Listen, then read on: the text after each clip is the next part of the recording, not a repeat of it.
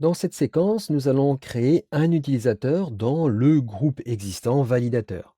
Effectivement, le groupe validateur possède tous les droits que nous souhaitons, donc il n'est pas nécessaire de créer un nouveau groupe.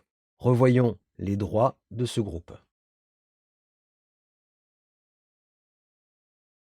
Donc, les membres du groupe validateur pourront se connecter au site, ils pourront créer du contenu et surtout ce qui nous intéresse, ils pourront modifier les contenus, c'est-à-dire les articles qui ne leur appartiennent pas, et ils pourront aussi modifier le statut des contenus, donc pour nous des articles. Et ils pourront naturellement aussi modifier leur propre contenu, leurs propres articles. Donc voilà, ce groupe validateur contient tous les droits que nous souhaitons. On ne va pas en créer un autre, ça ne sert à rien. Donc on va se contenter de créer un nouvel utilisateur.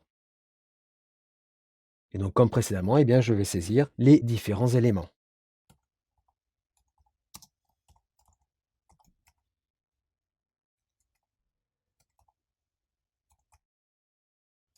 Voilà.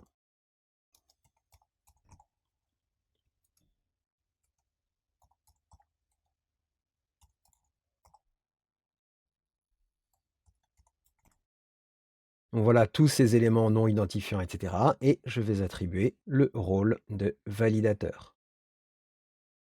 J'enregistre et je ferme. Donc voilà mon nouvel utilisateur. Je vais pouvoir maintenant me déconnecter, toujours même principe pour éviter toute interférence. Je reviens dans l'onglet de mon site publié et je vais dans mon formulaire de connexion me connecter au site. Et je me connecte. Voilà, je suis bien connecté, je vais pouvoir afficher cet article qui ne m'appartient pas, mais dans cette liste déroulante, ici des actions, eh bien j'ai bien l'action modifier. Et donc je peux apporter n'importe quelle modification. Voilà, je vais mettre tout simplement ceci en italique et ceci en gras. Je peux aller dans l'onglet publication.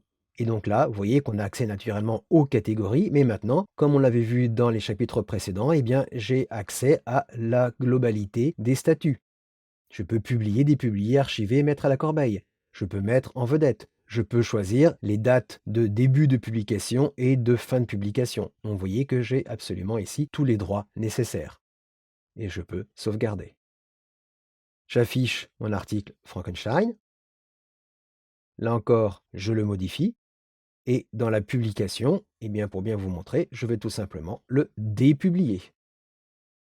Et je sauvegarde. Et voilà, ben, naturellement, on ne voit plus Frankenstein. Je peux maintenant me déconnecter. Donc naturellement, comme j'étais sur l'article qui a été dépublié, on ne le voit plus. Donc j'ai ce message d'erreur et je reviens bien sur ma page d'accueil. Donc voilà, notre utilisateur du groupe validateur, eh bien, il a bien les droits que nous souhaitons, on vient de les évoquer.